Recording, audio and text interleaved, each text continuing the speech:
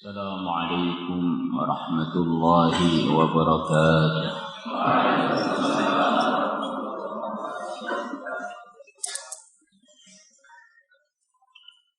إن الحمد لله نحمده ونستعينه ونستغفره ونؤمن به ونتوكل عليه ونعوذ بالله من شرور أنفسنا ومن سيئات أعمالنا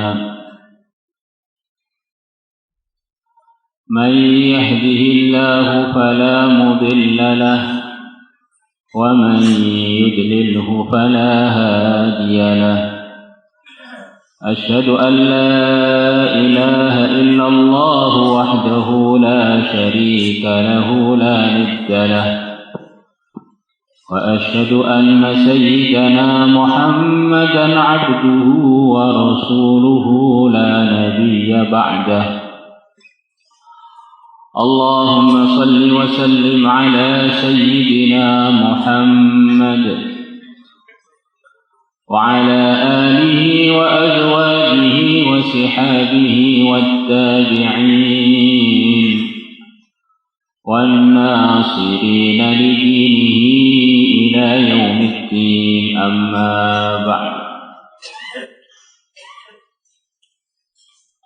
وقد قال في كتابه الكريم إن عدة الشهور عند الله 12 شهرا في كتاب الله يوم خلق السماوات والأرض منها 4 حرم ذلك الدين القيم فلا تظلموا فيهن أنفسكم وقاتلوا المشركين كافة كما يقاتلونكم كافة واعلموا أن الله مع المتقين وقال النبي صلى الله عليه وسلم ألا إن لله في أيام دهركم نفحات ألا فتعرضوا لها أو كما جاء في الحديث. Teman-teman semua, tidak terasa umur kita tambah hari tambah habis. Kita sudah sampai ke bulan Rajab lagi, yang mana Rajab sekarang ini bukanlah Rajab tahun kemarin. Sekali Rajab tidak bisa terulang lagi sepanjang hidup kita. Sekali mati tidak ada mati diulang lagi yang kedua. Teman-teman santri, teman-teman dari berbagai daerah mau latihan berjuang, itu pun juga enggak terulang yang kedua kali.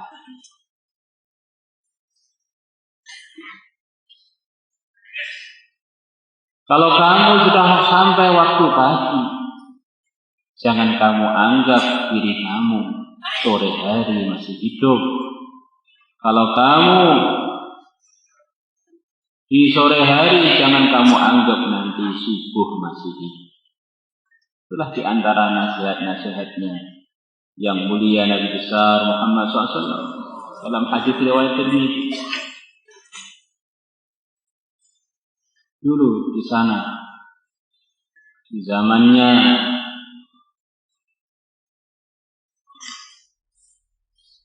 Sultan Iskandar Dzulqarnain, yang beliau dianugerahi oleh Allah bisa menguasai seluruh dunia waktu itu, jadi asbab hidayah seluruh dunia. Maka sebagian orang tanya pada beliau, resepnya apa? Umur tuan masih belia, 30-an tahun bisa menguasai seluruh dunia. Maka beliau mengatakan resepnya, saya tidak pernah menunda pekerjaan.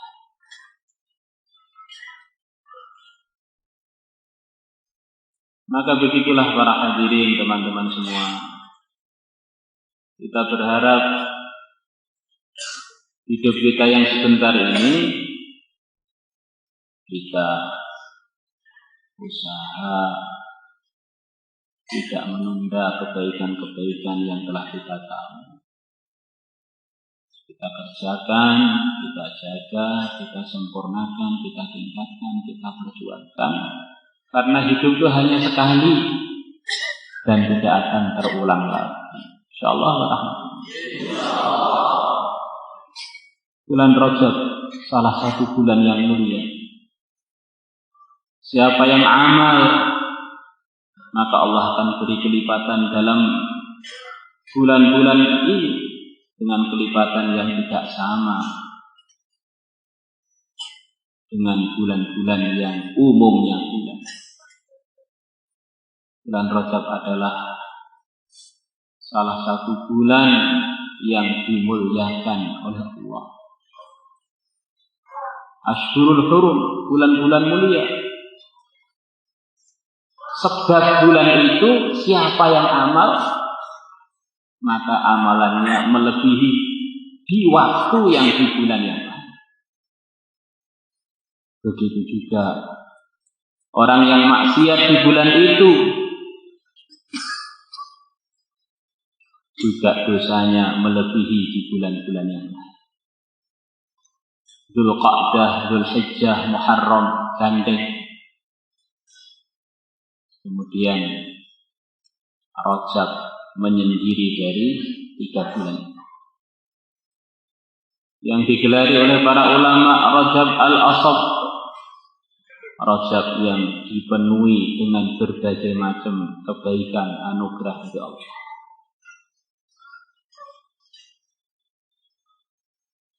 Maka kita berharap bulan ini termasuk bulan yang kita lebih serius lagi dalam usaha takwa kepada Allah dan mengajak umat untuk takwa kepada Allah, memperjuangkan agama di mana kita berada. Sebagian bergerak sampai pojok-pojok dunia, sebagian di rumahnya, di makomnya,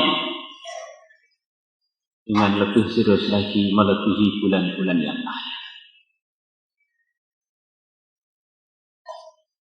Hadirin yang dimuliakan Allah Subhanahu wa ta'ala, bulan Rajab ini mengingatkan kita berbagai macam kejadian besar dalam sejarah Islam. Di antaranya yang terbesar, selepas Nabi kita berjuang di Mekah 13 tahun. Kemudian beliau hijrah di Madinah 10 tahun kurang lebih. Maka di akhir tahun yang beliau wafat di tahun itu, beliau dengan sekian banyak sahabatnya berangkat untuk menghadiri perjuangan di Maidan Tabuk. Ini adalah termasuk warisan Nabi yang terakhir yang diwariskan kepada umat. Warisannya Nabi ingin meninggalkan umat yang semuanya tidak terkecuali menjadi pejuang-pejuang agama. Inilah warisan dari Nabi.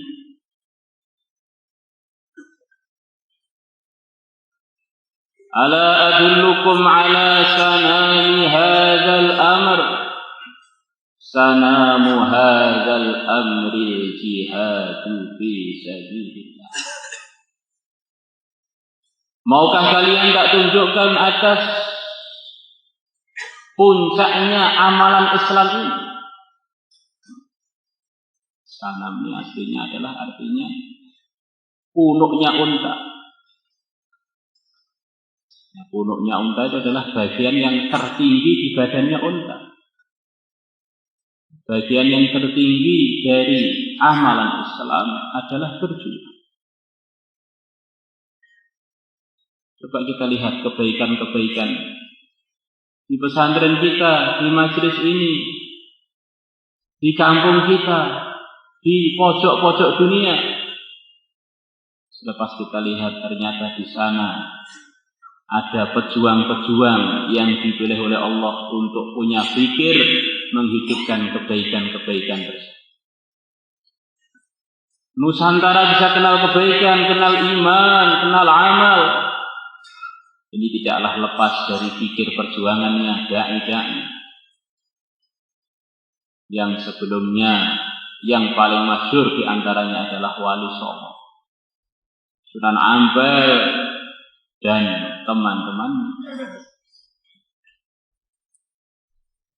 Maka orang hidupnya kalau tidak ada perjuangannya, dikhawatirkan sedikit pahalanya.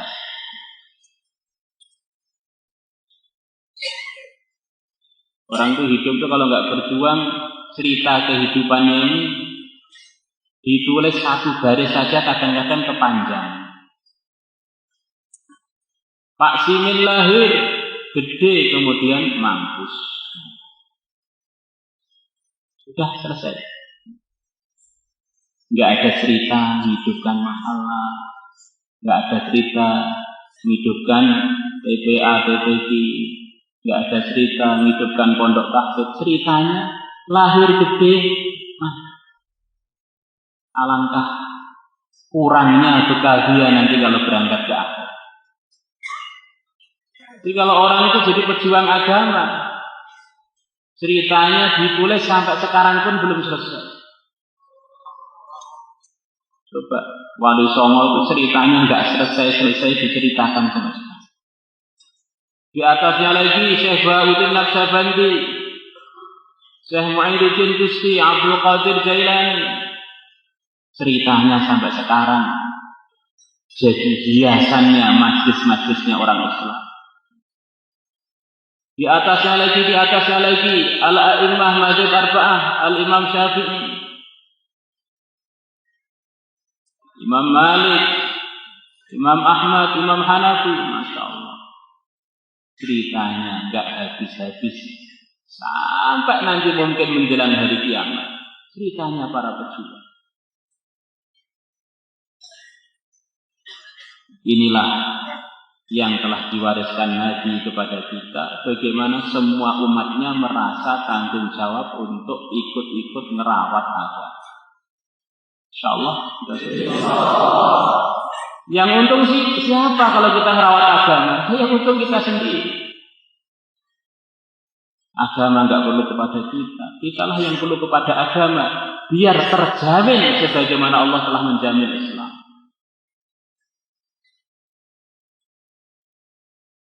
Para sahabat melantunkan untaian pantun-pantun syair di depan Nabi. Di antara isinya ungkapan bahwa mereka semua punya perasaan yang sama. Kami ini bukan sekedar pengen ikut Nabi di dalam imannya, tapi kita juga pengen bareng-bareng beliau dalam memperjuangkan perjuangan beliau.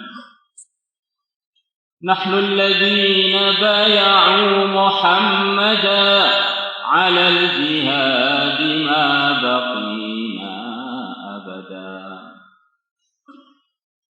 Ini Tabuk ini para hadirin, kejadiannya itu di bulan Rajab. Tabuk yang begitu hebat itu kejadiannya di bulan Rajab. Warisan Nabi untuk umat adalah perjuangan. Maka sesuailah teman-teman Sunan Giri. Ini santri paling kuat di Al-Fatah ya Sunan Giri. Ubannya sudah banyak. Kalau sudah ubanan mestinya sudah paling pikir akhirat. Kalau pengen cari menantu yang paling banyak uban ke Sunan Giri.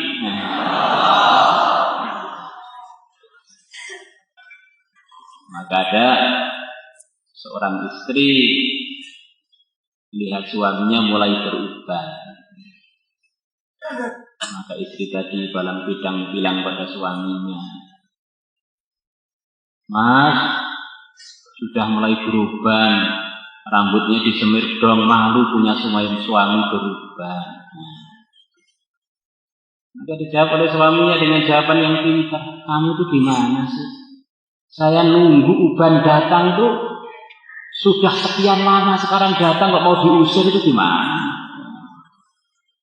Nunggu uban kalau belum umur 40 tahun ke atas biasanya belum datang, ini sudah datang kok malah suruh ngusir." Uban ini kalau ditambahkan Allah uban di kepala-kepalanya orang yang beriman, ini akan jadi cahaya-cahaya yang menerangi dia nanti hari kiamat. Tambah tua, tambah lebih serius. Mestinya yang berangkat itu kalau teman-teman Sunan Giri mestinya harus lebih serius melebihi seluruh halaqah yang lain. Dan yang paling banyak orang luar negerinya Sunan Giri mungkin 70%. Ini orang-orang luar negara, bukan luar daerah. Masa sudah jauh-jauh mestinya lebih serius lagi dalam memperjuangkan. Insyaallah semuanya ini. Hadirin yang dimuliakan Allah, teman-teman semua. Banyak kejadian besar di bulan Rajab ini. Di antara kejadian adalah kejadian terbukanya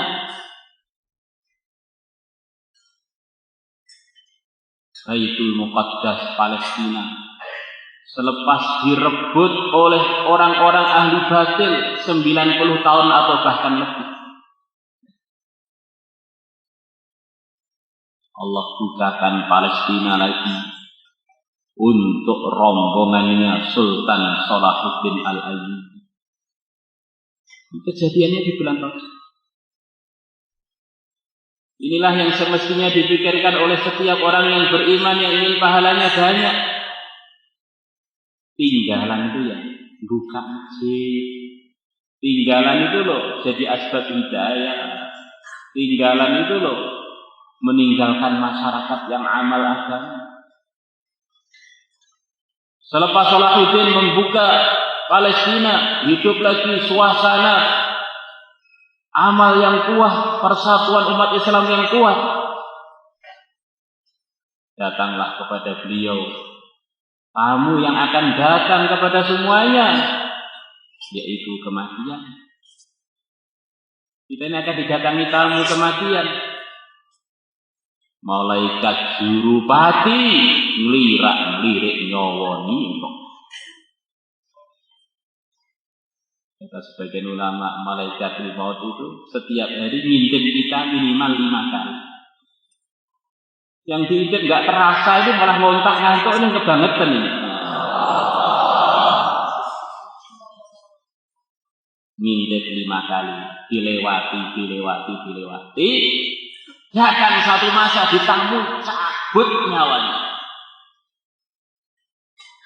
Wa idza ra'aita janazatan mahmulatan fa'lam annaka min ba'diha mahmulun.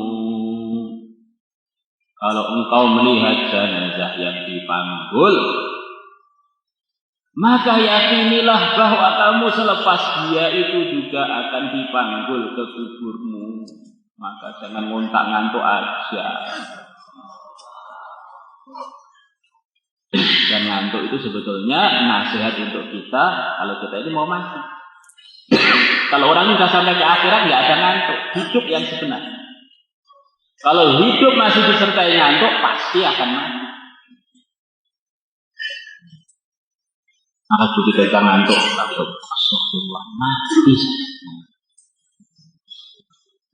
Begitu tekluk langsung mati.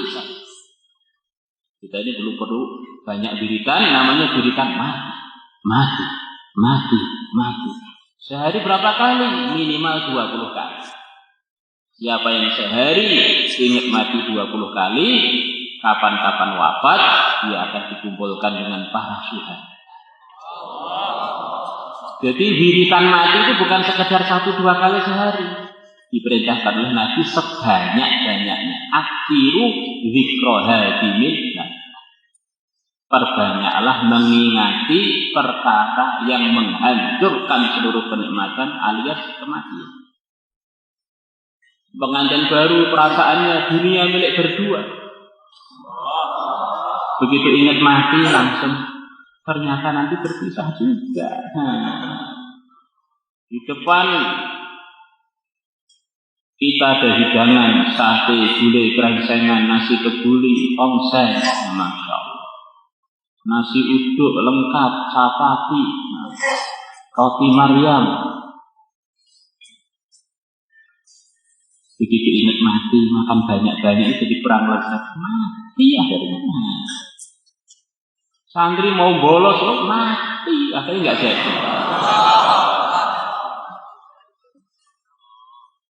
Teman-teman yang furud fisabilillah waktu istimewa amal, kok nggak mau hadir nanti kalau nggak ada tiba-tiba mati bagaimana? Nah, akhirnya jadi pintar. Orang itu kalau banyak ingat mati jadi pintar, kalau banyak lupa mati jadi nggak pintar. La ilaha illallah. Maka akhirnya beliau wafat.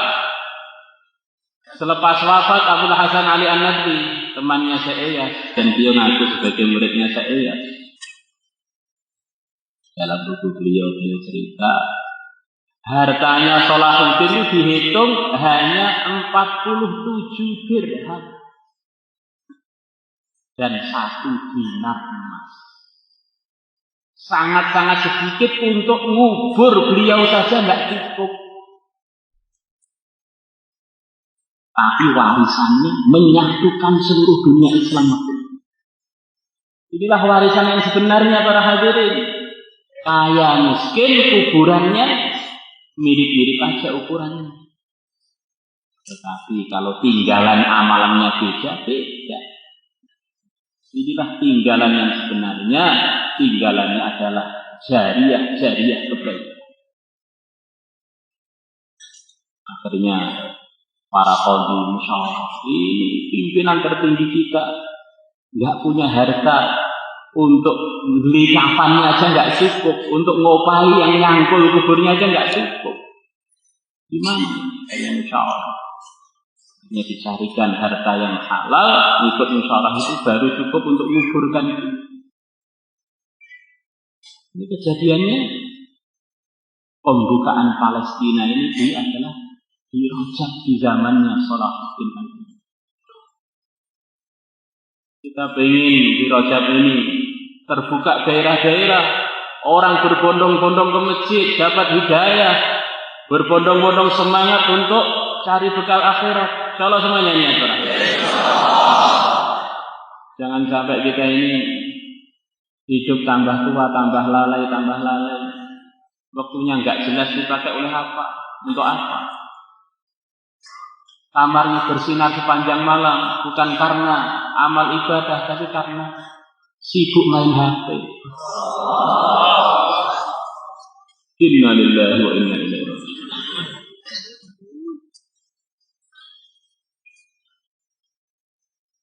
Hadirin yang dimuliakan Allah Subhanahu wa taala.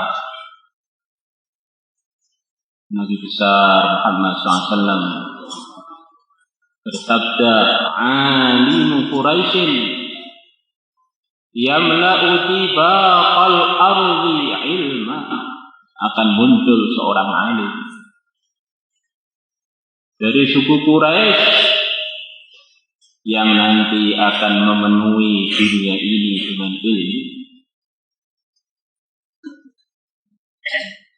Maka kata para ulama, tidak ada yang layak untuk mendapatkan predikat ini, prestasi ini selain Muhammad ibn Idris alias Al-Imam Asy-Syafi'i rahimahullah. Akhirnya dengan sebab beliau berapa banyak orang dapat hidayah. Dengan sebab beliau orang jadi punya jalan yang terang benderang bagaimana sih mengamalkan Islam yang sesuai dengan yang diridhai Allah, yang diarahkan Nabi. Di antaranya adalah dengan ikut imam besar Muhammad ibn Idris alias Al-Imam Asy-Syafi'i, yang mana beliau ini umur 6 tahun itu sudah hafal Quran.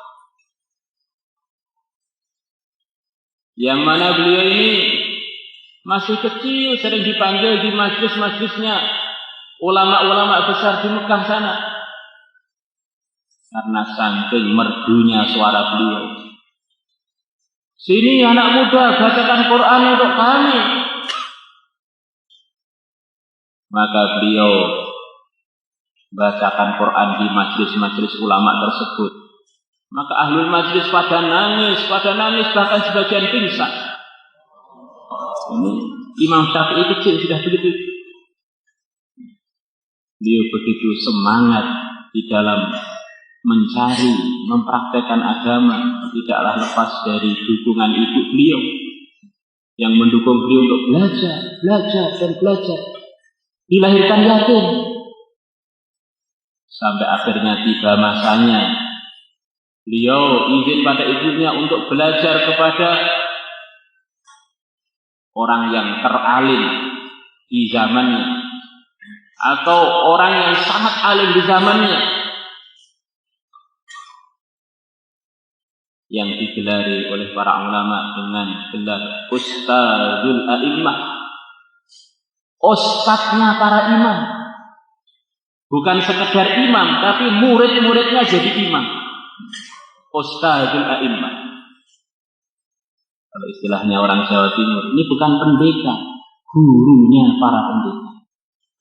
Murid-muridnya itu loh pendekar, dia sendiri sudah jadi betul. Sudah jadi orang yang begitu tinggi di dalam kependekaran. Yang mana Imam Malik ini juga telah masuk dalam sabdanya Nabi, tidak lama lagi selepas aku wafat, orang-orang Islam akan bergerak belajar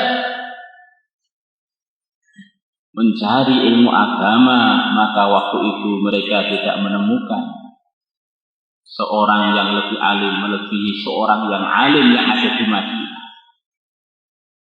Yushiku ayyadriban nasu abatal ibil yatlubuna al-ilma fama yajiduna a'lama min 'alimil Madinah. Tidak lama lagi orang-orang Islam akan buat perjalanan jauh, menyiapkan unta-unta mereka untuk cari ilmu agama. Maka mereka tidak menemukan orang yang lebih alim melebihi orang alim yang ada di Madinah. Maka Imam Syafi'i berangkat ke Madinah. Kondisi beliau begitu miskin, anak yatim, buku aja nggak punya. Dia sering pergi ke kantor-kantor mencari kertas-kertas yang sudah dibuang. Maka kertas yang belum ada tulisannya beliau jadikan sebagai buku beliau. Jadi kertasnya kan nggak ditulis semuanya. Miskinnya Imam Syafi'i. Maka teman-teman yang miskin nggak ada alasan untuk nggak belajar. Belajar itu bukan dengan harta, belajar itu dengan otak dan dengan waktu. Ulama-ulama besar itu banyak yang latar belakangnya orang-orang miskin. Malah yang kaya itu nggak mau belajar, sibuk belanja di mall, sibuk kuliner, kebagian atau kebanyakan. Akhirnya tambah lama mondok, bukan tambah alim, tambah banyak tahu warung Temboro paling enak di mana. Kalau Temboro sudah selesai, Jungke di mana? Kalau Jungke sudah selesai, Madiun dan sekitarnya di mana?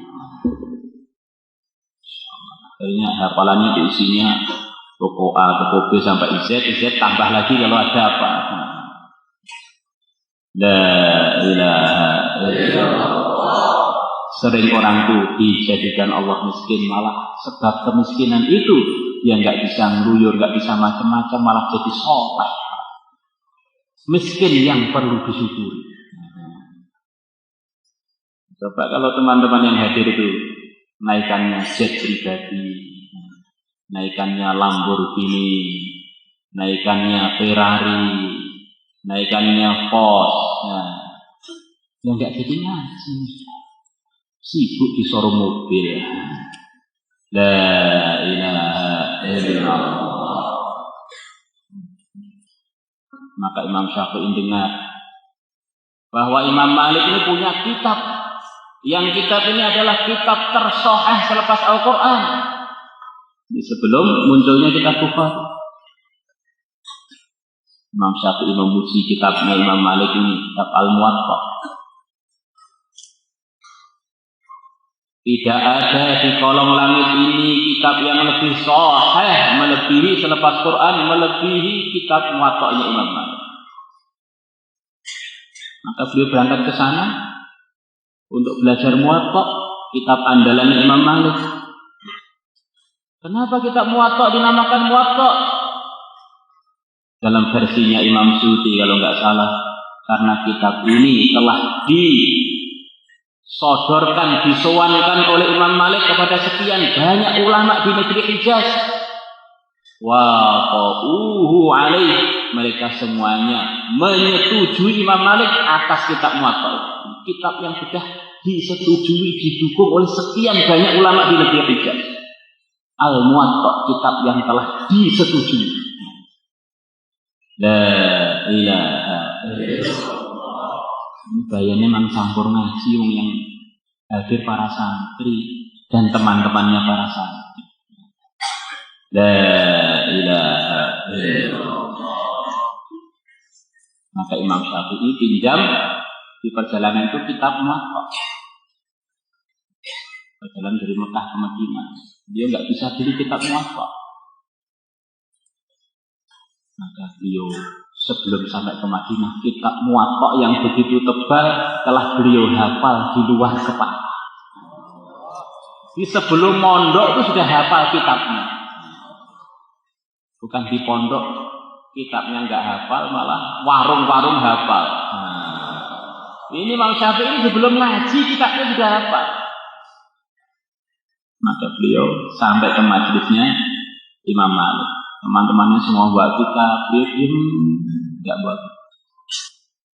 Dan majelisnya Imam Malik terkenal majelis yang begitu ketat. Orang kok nggak ada perintah Imam Malik nggak boleh hadir di situ. Walaupun raja harus duduk di bawah, ini majelis agama melebihi segala majelis. Raja Harun Ar-Rasyid dan keluarganya pun minta fasilitas khusus, tidak, harus di bawah.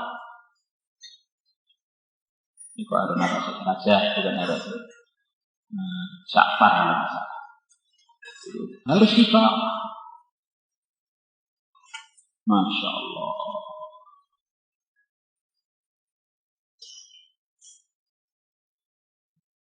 Ya, keluarga-keluarga besarnya dari Umayyah, dari Abbasiyah. Maka melihat murid kok nggak bawa kitab, beliau langsung tegas. Kamu hadir di majelis saya nggak bawa kitab, apa maksudnya? Anak muda, saya nggak punya kitab. Gimana kamu bisa belajar? Kamu nggak boleh hadir dan membawa kitab. Maka Imam Syafi'i sudah mengatakan, saya sudah hafal dengan semua kitab. Langsung dites oleh Imam Malik, ternyata hafal di luar kepala.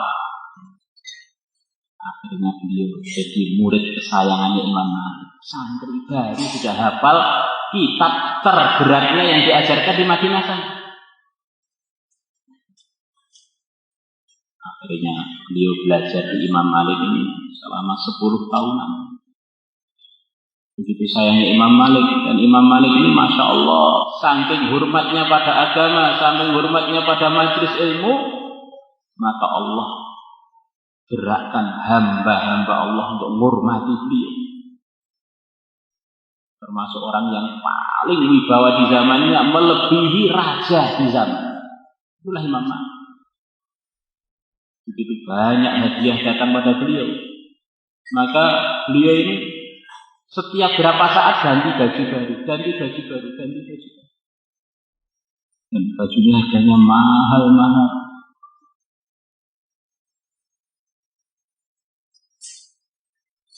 Ya, orang itu kalau pakai baju mahal tidak ada dalilnya.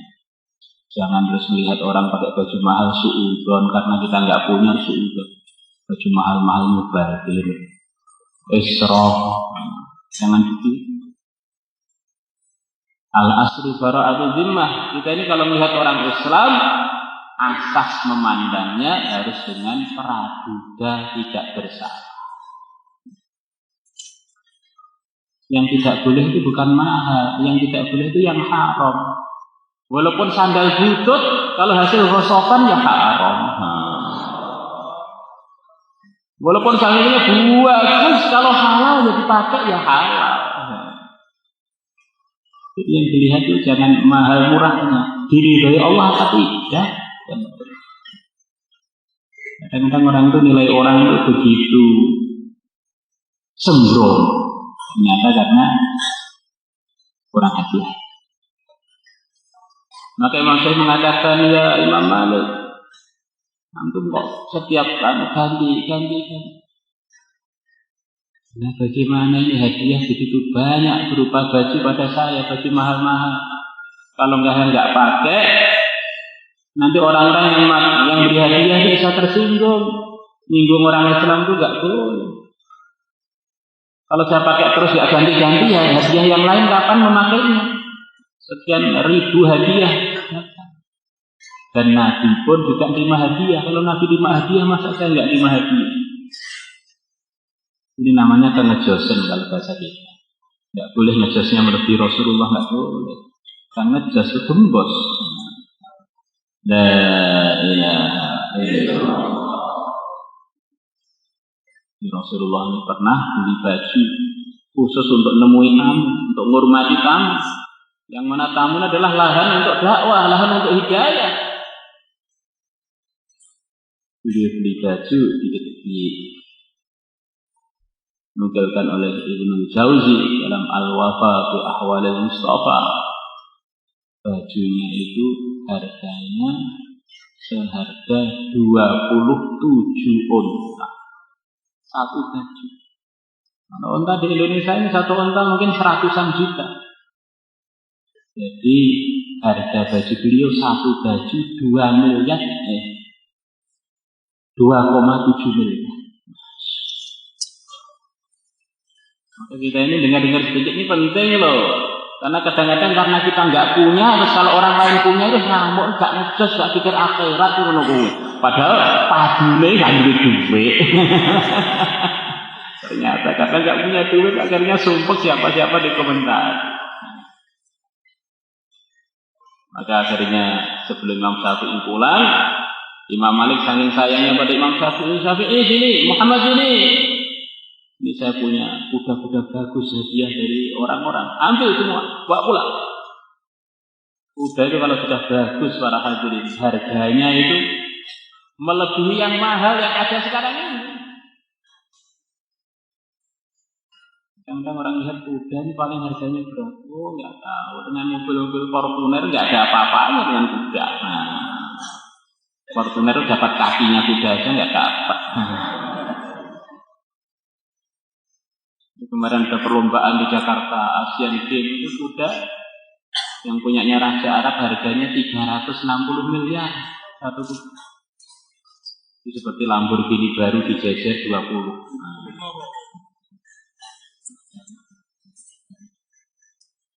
Kuda termahal dunia namanya Pegasus harganya 990 sekian miliar, 1 triliun harganya.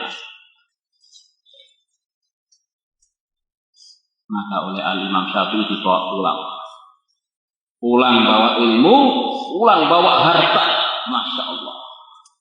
Coba kalau kita punya anak mondok di Al-Fatah, selesai tahassus, pulang bawa uang 1 triliun, kira-kira gimana? Ini sukses dunia seperti akhiratnya begini. Sawanang. Maka kepulangan Imam Syafi'i didengar oleh ibunya. Ibunya bilang, stop. Muhammad bin Idris nggak boleh masuk Mekah. Saya nggak siap menemui dia kalau dia bawa harta itu. Saya hanya siap menemui anakku.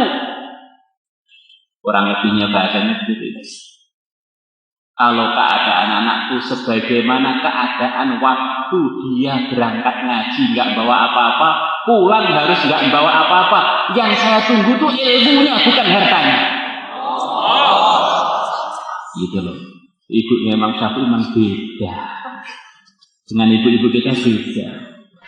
Ibu kita ini tengah-tengah kita ngaji di telepon, nak pulang, ikut nyuci. Nak pulang, ikut ama itu garap sawit. Ikut buka toko. Ini Imam Syafi'i pulang itu loh, bawa harta begitu banyak, begitu mahal. Oleh ibunya gak diterima. Sebelum datang tanpa bawa apa-apa, hanya bawa ilmu saja, saya gak mau menerima. Maka Imam Syafi'i semua hartanya diberikan orang, pulang dengan membawa apa yang beliau bawa ketika pergi, hanya baju saja. Seakan-akan sikapnya ibunya Imam Syafi'i tadi pengen ngajari kita kesuksesan itu dalam agama, bukan dalam hati. Dan pusatnya agama adalah wahyu yang dibawa Nabi. Ilmu-ilmu warisan Nabi itulah pusatnya agama. Kalau itu sudah didapatkan, maka dia telah punya modal besar untuk jadi orang paling kaya di akhirat nanti. Adapun dunia ini giliran dan belum pernah bisa dimiliki oleh siapapun,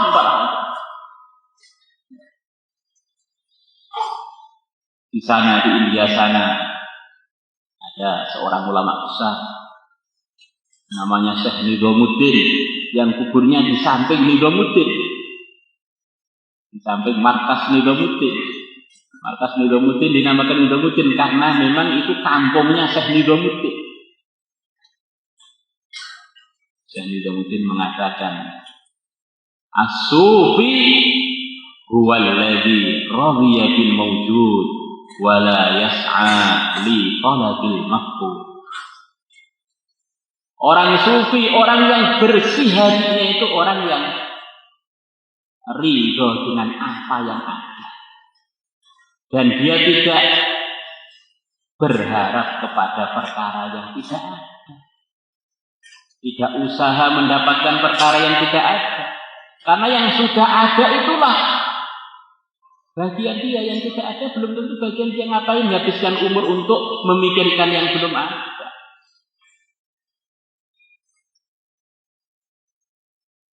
Orang itu kalau memang hatinya bersih, yakin duit saya itu nggak bisa tambah, nggak bisa kurang. Yang ada ya ini rezeki saya. Saat dunia mau nambah nggak bisa, nggak usah pusing-pusing. Yang penting gimana amalnya agama itu dijaga biar kita diridhoi Allah. Insyaallah para hadirin.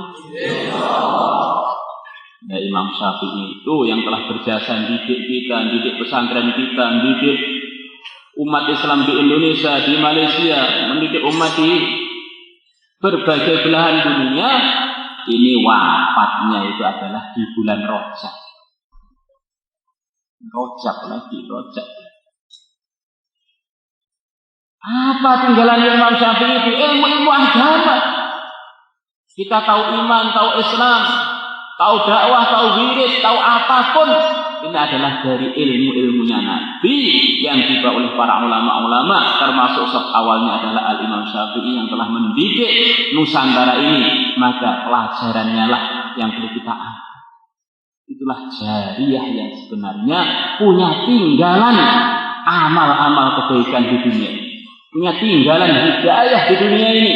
Inilah usaha yang sangat-sangat tinggi, sangat-sangat besar. Nabi mengatakan, innama bu'ithu mu'allima. Aku ini diutus oleh Allah untuk mengajar. Ngajari iman, ngajari amal, ngajari berjuang, ngajari wiridan. Maka dalam kitab Fadilah Ilmu juga dilihat lagi. Di Masjid Nabawi ada 2 majelis. Namanya badannya Nabi hanya 1. Dia nyontohkan kepada kita. Satunya majelis ilmu, satunya majelis zikir. Dua-duanya majelis yang sangat baik. Maka Nabi lihat 2 majelis itu, Nabi mendatangi majelis ilmu. Kenapa kata para ulama? Dari ilmu zikir pun masuk. Dari zikir mungkin ilmu gak dibahas. Maka mestinya ilmuwan-ilmuwan, pelajar-pelajar itu semestinya dia harus lebih sempurna iman dan amalnya melebihi orang-orang yang tidak terpelajar. Semestinya begitu. Karena teori telah dia punya, tinggal dipraktekkan dengan sebenar-benarnya. Semoga termasuk kita. Hadirin yang dimuliakan Allah Subhanahu wa Ta'ala, kita ini sekarang duduk di Trangkil Darussalam, karena ada gerbang Trangkil Darussalam. Yang beri nama dulu itu siapa saya juga nggak paham. Ada kompleks kecil di situ di pojok sana. Teman-teman pengurus tuh nulis Darussalam. Itu kami Pak Lee, kok sudah ada namanya Darussalam, ya cocok juga, biarin ya. Darussalam ini nama nggak sengaja. Nah, akhirnya terus diteruskan sampai sekarang. Trangkil Darussalam. La ilaha illallah. Ini kita menghadap Masjid Trangkil, menghadap kiblat. Karena 10 ribuan kilometer di sana ada Ka'bah, tempat hidayah. Orang dapat hidayah ngaji, dapat hidayah iman, wirid, berjuang. Ini turunnya adalah di Ka'bah, baru nanti sampai kepada orang-orang yang dikehendaki oleh Allah. Inna awwala baitin wudi'a lin-nasi lalladzi bi Bakkah mubarakan wa hudan lil 'alamin. Ini Ka'bah yang jadi markas hidayah ini, ceritanya pernah umat Islam kurang lebih 17 atau 16 bulan sholatnya itu menghadap ke Baitul Muqaddas. Nabi susah, qad nara taqalluba wajhika fis samaa'i falanwalliyannaka qiblatan tardha, susah. Ka'bah itu tempatnya Nabi Ibrahim mbah saya, tempatnya Nabi Ismail mbah saya. Kok kiblatnya sekarang saya menghadap ke sana, ke Baitul Muqaddas, yang Baitul Muqaddas itu adalah dari perjuangannya Nabi Ibrahim, dari keturunannya Sarah, bukan keturunannya Hajar, kan Hajar di Ka'bah.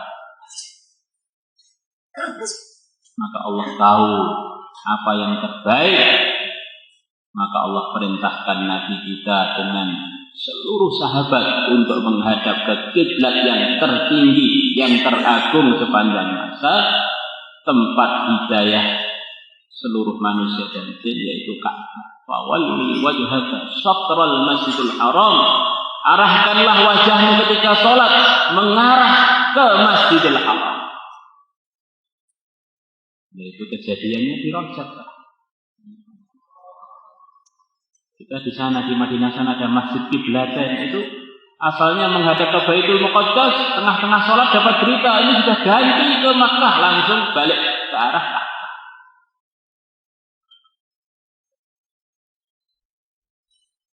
Ini satu kejadian besar yang perlu kita syukuri. Ini kita dianugerahi oleh Allah untuk kiblat kita, kiblatnya umat terbaik, diberi kiblat terbaik yaitu Ka'bah.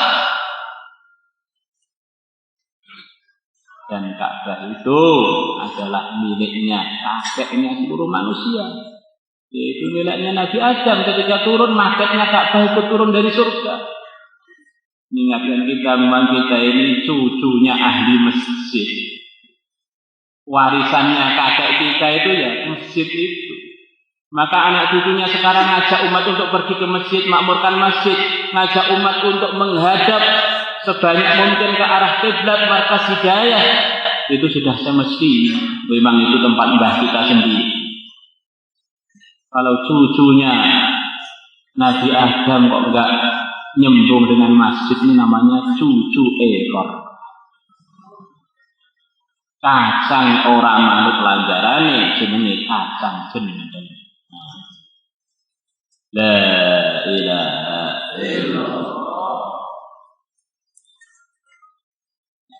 Hadirin yang dimuliakan Allah Subhanahu wa Ta'ala, di sekitar Ka'bah sana ada matof, ada tempat tawaf.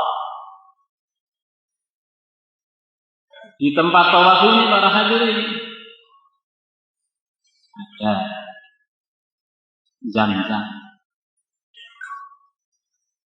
Di dekat Zam-Zam ini ada kubur-kuburnya para anbiya sekitar Ka'bah. Ada 14-an hadis dan athar yang meriwayatkan bahwa di sekitar Ka'bah ini ada kubur-kuburnya para anbiya.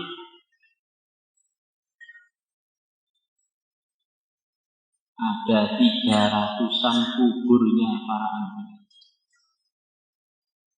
Mereka waktu hidupnya ahli-ahli masjid, ketika wafatnya banyak yang wafatnya di sekitar. Kenapa tadi saya bilang wafatnya di sekitar masjid? Karena Abu Bakar radhiyallahu anhu mertuanya Nabi, umat Muhammad yang tertinggi derajatnya, beliau meriwayatkan dari Nabi kita bahwa tidak ada Nabi pun yang wafat kecuali dia wafat di tempat yang dia telah ridho untuk wafat di situ, dan dia harus dikuburkan di situ. Kecuali beberapa Nabi yang wasiat, kalau saya wafat, pindahkan jenazah saya ke sana. Termasuk yang masyhur Nabi Yusuf, beliau pesan, kalau saya wafat di Mesir ini, pindahkan jenazah saya ke Palestina, dekat Baitul Muqaddas. Maka selepas beliau wafat sekian lama, wasiat beliau dilaksanakan, maka dibongkar kubur beliau, dipindah ke sana. Dan seluruh Nabi seluruh Rasul tidak ada yang membusuk jasadnya.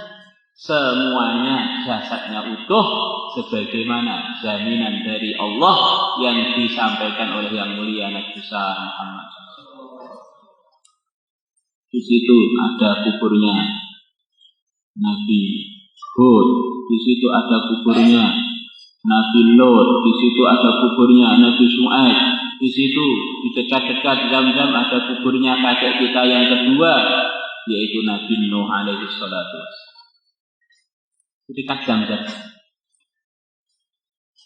Selepas seluruh kebatilan hancur di zamannya Nabi Nuh diikuti oleh 80 orang yang dari santri-santrinya, putra-putri.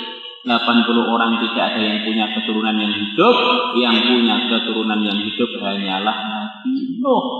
Maka kita ini kakeknya, cucunya Nabi Adam dan cucunya Nabi Nuh. Wa ja'alna dzurriyyatahu humul baqin. Dan aku telah jadikan anak cucunya Nabi Nuh yang masih tinggal atau yang masih sisa di dunia. Jadi mengalir di darah kita ini darahnya Nabi Adam dan darahnya Nabi Nuh. Maka semestinya kita ini semangat menggelora untuk jadi orang yang sangat-sangat baik, sangat-sangat soleh. Janganlah kita ini merendahkan darah yang mengalir di badan kita ini. Saya ini pematang sawah bin pematang sawah, galengan bin galengan, mikir agama teman-teman kok kita mboten pantes mikir pacul arit kalih ruku mawon. Ini namanya merendahkan martabatnya manusia. Kita ini cucunya Nabi Adam, cucunya Nabi Nuh. Sekarang orang bangga jadi cucunya Wali Songo, orang bangga jadi keluarganya Pak Presiden, orang bangga jadi keluarganya Raja ini. Kita ini loh keluarganya Nabi Adam, Nabi Nuh, yang pasti sukses jadi pimpinan besar nanti di akhirat sana. Mestinya kita ini bangga, cucunya Nabi Adam dan Nuh. Sudah enggak perlu kita ini minder dengan orang yang kaya, sudah raja, podo dengkole lah. Maka seharusnya kita ini semangat untuk mengamalkan agama dengan sesemangat-semangat. Di antara ceritanya kakek kita ini, Masya Allah, Nabi Nuh berjuang siang malam selepas beliau diangkat jadi utusan Allah 950 tahun, pantang mundur, pantang menyerah, pantang muntung. 950 tahun yang ikut hanya 80 orang. Itu lihat yang masyhur begitu itu. Bahkan ada yang mengatakan 80 orang. Ini kalau 80 orang para hadirin, kalau dibagi rata-rata, kurang lebihnya setiap 12 tahunan beliau dapat teman satu. Tentunya Nabi Nuh baru menghidupkan masjidnya, dimusuhi ini, sebulan, di musuh itu 2 bulan sudah mutung. Memang orang kampung saya hatinya keras-keras, tak doakan modar semua. Itu nggak cocok jadi cucunya Nabi. Harus longgar dadanya untuk ngajak umat kepada ridhonya Allah. Insyaallah hadirin. Walaqad arsalna Nuhan ila qaumihi falabitha fihim alfa sanatin illa 50 'ama. Sungguh aku telah utus Nuh ke kaumnya, beliau menetap di kaumnya selama 950 tahun. Dakwah siang malam, berjuang siang malam. Inni da'autu qaumi lailan wa nahar. Aku berdakwah pada kaumku siang malam. Apa sikapnya kaumnya? Falam yazidu du'ai illa firar. Tambah saya ajak, tambah lari. Asalnya diajak hari-hari pertama masih mau berhenti dengar. Tambah lama, melihat dari jauh itu sudah pada lari. Tapi dia nggak berhenti selama 950 tahun. Maka cucu-cucunya kok diajak berjuang 4 bulan, ini penghinaan. Cucunya Nabi Nuh, bapak ajak berjuang 4 bulan, penghinaan. Mestinya itu seumur hidup begitu. Bahkan seumur hidup belum, sampai mati pun masih mikirkan umat. Apa bisa Pak sampai mati mikirkan umat? Kalau Allah bisa kan, kenapa tidak? Kita rasakan Nabi Nuh berjuang 950 tahun sampai akhirnya datang wahyu kepada beliau. Innahu la yu'mina min qaumika illa man qad aman. Sesungguhnya kuota hidayah sudah habis. Sesungguhnya tidak akan ada lagi yang beriman dari kaummu kecuali yang telah beriman. Ya hanya 80 orang itu saja. Selainnya tidak akan ada jatah iman. Maka berarti selainnya itu sudah musuh-musuh Allah pasti. Maka beliau menampakkan kepada kita, nyontohin kepada kita, benci karena Allah kita memang sudah nggak ada bicara. Kalau kita ini bukan Nabi, jangan sok cepat-cepat doakan orang buruk. Memangnya kita dapat wahyu, dia nggak dapat hidayah. Selama kita nggak tahu ya jangan bilang begitu. Dan kita tidak tahu sampai kita mati, maka sampai mati nggak usah doakan buruk-buruk umat. Oh ini sudah musuh-musuh Allah. Maka beliau doa. Sekali angkat tangan, selepas berjuang 950 tahun, langit jebol, bumi ambrol, semua kebatilan habis. Rabbi inni maghlubun fantasir, fafatahna abwabas samai bima'in munhamir, wa fajjarna al-arda 'uyuna, faltaqal ma'u 'ala amrin qad qudir. Semua kebatilan sirna, tegaklah yang hak, hancurlah yang batil. Pakai kita, maka kita ini biasakan curhat kepada Allah, bernikmat-nikmat munajat dengan Allah. Jangan orang itu terus curhat, mulai Pak RT, Pak RW, sampai Pak Presiden dicurhati, Allah ditinggal. Gimana?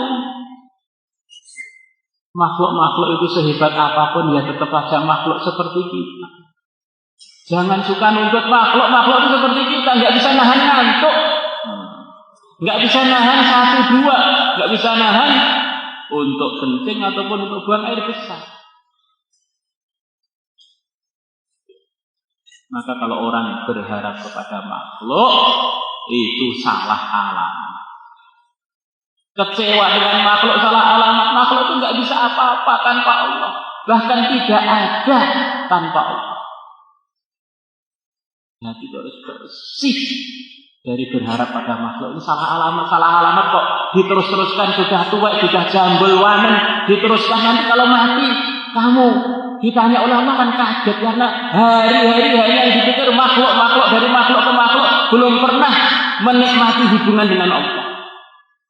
Maka itulah tujuan kita bergerak fisabilillah, tujuan kita berzikir itu untuk terbiasa memutuskan hubungan hati dengan makhluk. Hati ini hubungannya hanya dengan Allah dan orang-orang yang diridhai Allah. Berjuang, otak-otak hati, berjuang, nelpon rumah, berjuang. Lah kapan meningkatnya hubungannya dengan Allah? Diputus-putus sendiri, makhluk ke makhluk. Akhirnya ternyata makhluk semua tidak bisa mendatangkan manfaat dan manfaat. Sementara kita mau sowan dan menghadap kepada Allah. Alangkah kagetnya kita. Belum pernah curhatan dengan Allah yang nikmat-nikmat. Iktikaf dengan nikmat, zikir dengan nikmat, baca Quran dengan nikmat. Kalau ngomong dengan orang 5 jam kuat, tapi begitu wiritan 5 menit langsung amblas, ngorok. Begini ini mau menghadapi hisab akhirat bagaimana? Mumpung belum terlambat, maka jangan kita teruskan kekanak-kanakan dalam beriman dan beramal. Orang itu harus lagi bikin enak, sholat yang panjang-panjang, khatamkan Quran, ada masalah curhat kepada Allah, senang juga curhat kepada Allah. Biar kelihatan imannya itu memang jadi kehidupan. Jangan imannya itu hanya sebagai omongan. Ternyata isinya, otaknya dan hatinya itu hanya curhat pada makhluk.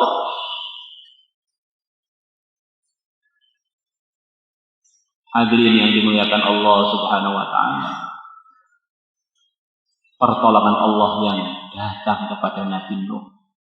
Datangnya taufan, banjir bandang menghancurkan kebatilan. Selepas datang yang hak, memperjuangkan yang hak. Ini kejadiannya adalah juga di bulan Rajab.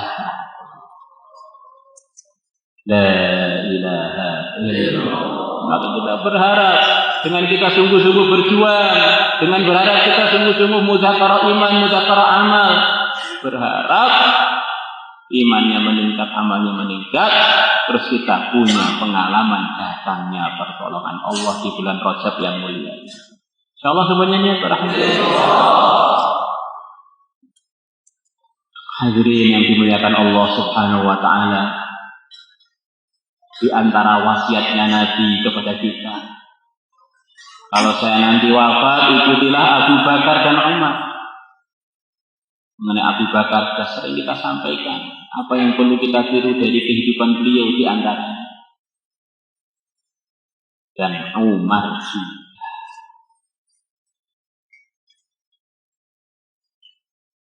Selepas Abu Bakar menjabat 2 tahunan, Sayyidina Umar diangkat jadi pengganti beliau, pengangkatannya di bulan Rajab. Selepas beliau terangkat, versi Romawi dibuka oleh beliau, versi tuntas dapat hidayah. Adapun Romawi sebagian telah dipilih oleh Allah untuk jadi asbab hidayah, sebagian masih tetap berkuasa sampai sekarang. Gara-gara orang Romawi ini sikapnya berbeda dengan orang Persia ketika didatangi surat yang isinya ajaan, isinya dakwahnya Sayyidul Anbiya yang mulia Nabi besar Muhammad SAW. Orang-orang Persia didatangi suratnya Nabi, marah, dicabik-cabik suratnya. Maka akhirnya Nabi berdoa, ya Allah, mereka telah mencabik-cabik suratku, cabik-cabiklah kekaisaran Romawi. Maka selepas nyobek-nyobek suratnya Nabi, antar mereka tengkar. Akhirnya zaman Sayyidina Umar diruntuhkan. Akhirnya hilanglah sejarahnya Persia itu. Adapun orang-orang Romawi, orang-orang ahli kitab, orang-orang Nasara waktu itu, begitu melihat surat Nabi, mereka paham Nabi akhir zaman memang hak, maka mereka terima suratnya, ditempatkan di tempat yang mulia, utusannya diberi hadiah.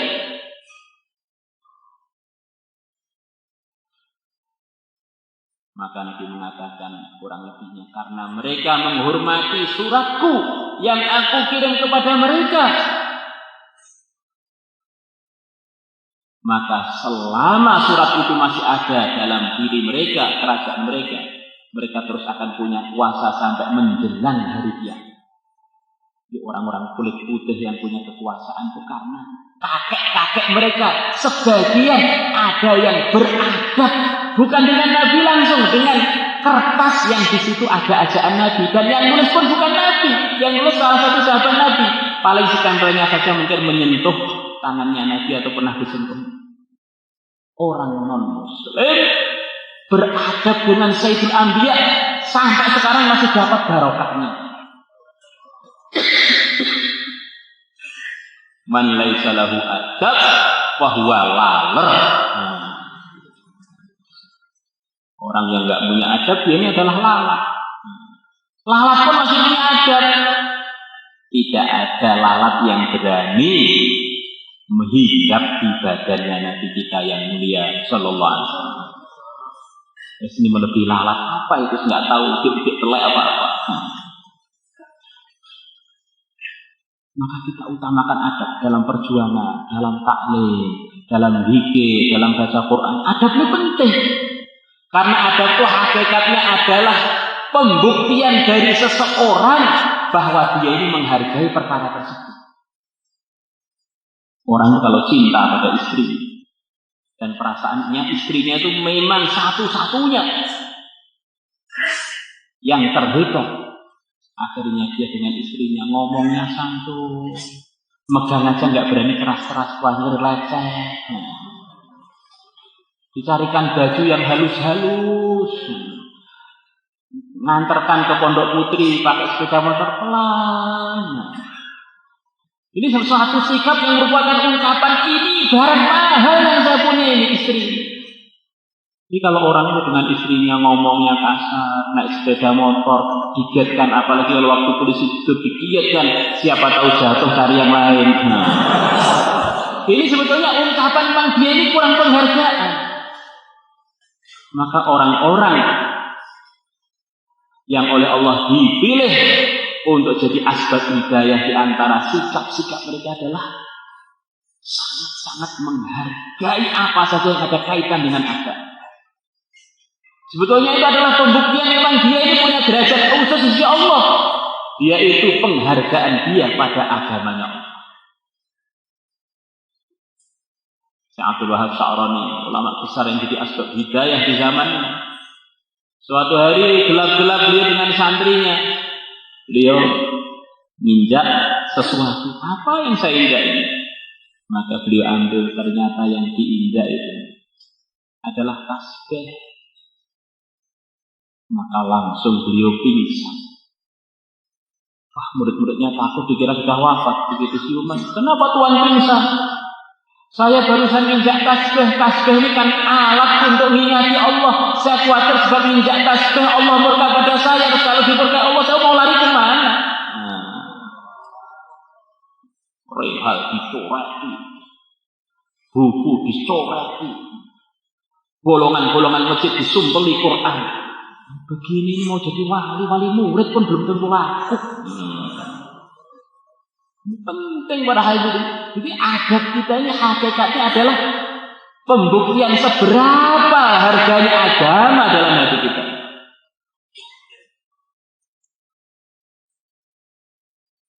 Soalnya kita semuanya niat rahmat. Nah, di antara nasihatnya Sayyidina Umar, ingat makhluk adalah penyakit, ingat Allah adalah obat. Kalau kita ini pengen tahu saya ini penyakit, kenapa tidak? Ya lihat 24 jam itu ingatnya Allah berapa persen? Oh ternyata dihitung 10%, berarti 90% penyakit roh. Ingatnya 50%, berarti 50% separuhnya sakit. Maka kalau ada orang muji-muji kita, oh antum memang sudah antum, jos, setiap tahun 4 bulan, jos, tiap hari nggak hadir musyawarah, surga sudah diserahkan kuncinya pada antum. Tapi kalau kita ini nggak ingat Allah, ya pujian-pujian itu nggak dongkrak apa-apa. Apalagi yang nggak punya prestasi, ya lebih lagi, lebih gawat lagi. Yang punya prestasi aja harus hati-hati. Bagaimana yang nggak punya prestasi? Nah.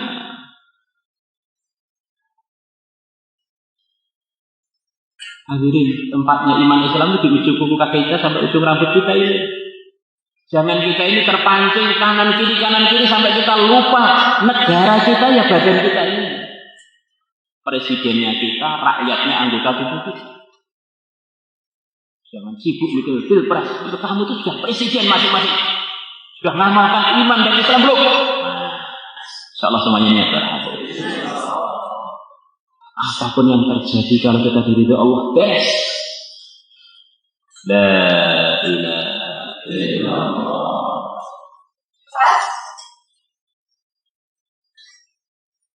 Maka untuk itu semua kita perlu meluangkan waktu lebih serius lagi untuk merawat iman dan amal kita.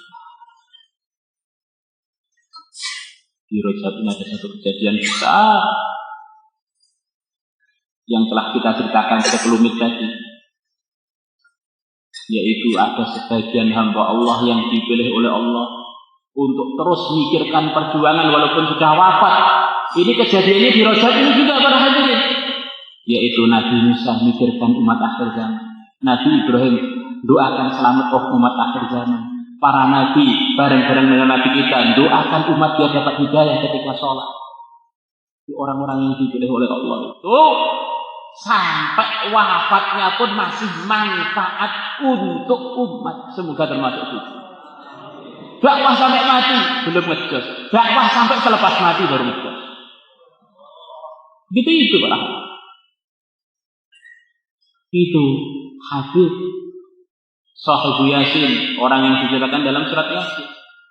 Pekerjaannya hariannya tukang kayu. Habib An-Najjar, Habib si tukang kayu. Karena kan orang Jawa bilang Habib Najjar artinya apa tuh kan? Pokoknya Najjar jadi ngono kuwi Habib Najjar. Akhirnya punya anak. Nama anaknya siapa? Salman Al-Farisi. Lah kuwi wong itu tukang wong saruban. Ya, Salman Al-Sarubani ngono kok Al-Farisi, padahal Persia kono itu salah jeneng jenenge.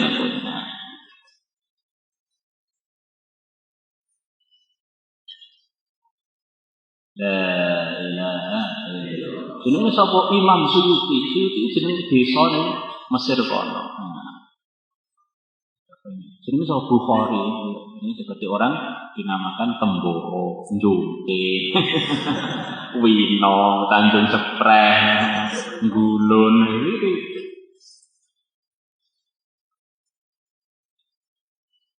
Jadi ceritanya kayak mana?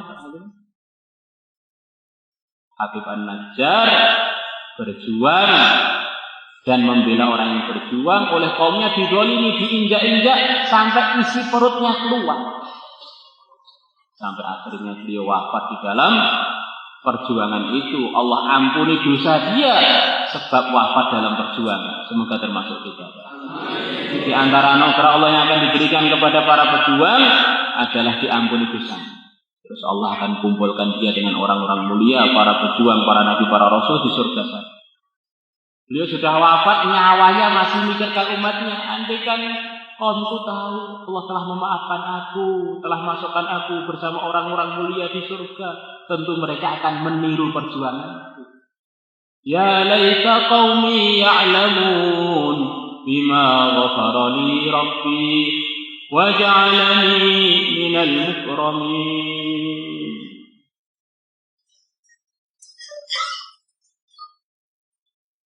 Maka dalam Rajab ini ada hadiah untuk umat yang luar biasa, yaitu hadiah sholat. Yang mana Nabi mengatakan, ala adullukum ala qiwami hadal amr, qiwamu hadal amri sholat. Maukah kalian tak tunjukkan yang mengontrol urusan agama ini? Yang mengontrol urusan agama ini adalah sholat. Kalau orang itu ingin dalam belajar agama terkontrol, maka dia harus sungguh-sungguh dalam menjaga sholat 5 waktu.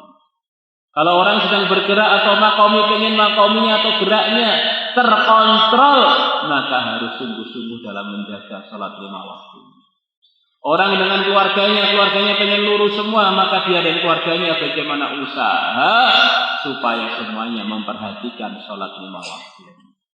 Sholat semuanya ini para hadirin. Ini adalah dalam 27 rojab. Masih banyak lagi cerita mengenai rojab. Cukuplah jadi fadilahnya rojab. Di rojab ini ada kejadian besar, yaitu Al-Isra wal Mi'raj. Nanti bayannya itu nunggu dekat-dekat 27. Kalau sekarang nanti bisa sampai subuh bayannya, insyaallah. Maka untuk itu semua Isra Mi'raj itu kesimpulannya bagaimana para hadirin? Di antara kesimpulannya, kalau orang itu pengen benar harus rajin ke masjid. Itu aja. Subhanalladzi asra bi'abdihi lailan minal masjidil haram ilal masjidil aqsal ladzi barakna hawlahu linurihu min ayatihi. Dari Mekah menuju Masjidil Aqsa, menuju Aras, menuju Sidratul Muntaha, diberi hadiah sholat, balik untuk ngajak umat memakmurkan masjid. Diringkasnya cerita Rojab, yaitu Isra wal Mi'raj yang terpenting di antaranya. Umat ini harus rajin sembung dengan masjid, biar sembung dengan markas hidayah, biar dapat hidayah, akhirnya hidupnya jadi lempeng, lurus, tidak neko-neko, nggak jelas jurusannya, nggak jelas urusannya, akhirnya podo plonga-plongo, neng akhirat randuwe sangu sing cukup. Maka kita ajak umat untuk itu. Insyaallah semuanya umat, semuanya niat dalam hari ini. Yang bicara niat, yang dengar niat, maka siapa sekarang yang siap untuk berangkat 1 tahun, silahkan berdiri. 1 tahun dulu. Nah. Monggo, insyaallah. Monggo. 1 tahun. Sekarang IPB, ada yang mau berangkat IPB kurang lebih 30 orang. Silakan, tadi pagi sebagian sudah ketemu dengan kami, sebagian belum. Silakan berangkat ke depan. Mari teman-teman belajar 14-an, kemudian dari orang kampung, masya Allah silakan. 30-an orang mau berangkat dari markas kita, monggo. Mari jemaah sekalian, 30 orang yang tafakut yang sudah siap berangkat, silakan berdiri, maju ke depan. IPB insyaallah. Ataupun yang niat-niat yang dari halakoh, setiap halakoh 1 jamaah. Masya Allah, ini ada 4 rombongan dari Nizamuddin dikirim ke kita. Sekarang sedang perjalanan. Jamaah Thailand juga datang sekarang sedang di sini sedang bergerak. Masya Allah. Ini kita pengen dari kita ke seluruh dunia, dari seluruh dunia ke kita. Insyaallah semuanya ya para hadirin. Mari Pak, insyaallah 4 bulan IPB negeri jauh juga. Negeri jauh juga. Mari negeri jauh. Silakan Pak. Mari jemaah sekalian negeri jauh. Yang atas Boro kalau merem Bukit Rangke daftar IPB langsung pun angsa sisa. Kok ora gelem merem berarti melek mawon. Pun. Ayo Pak, mari Pak insyaallah Pak. Bismillah. Monggo Pak sekalian merem supaya India, Masya Allah. Monggo, mari. Masuk ke depan Pak. Jangan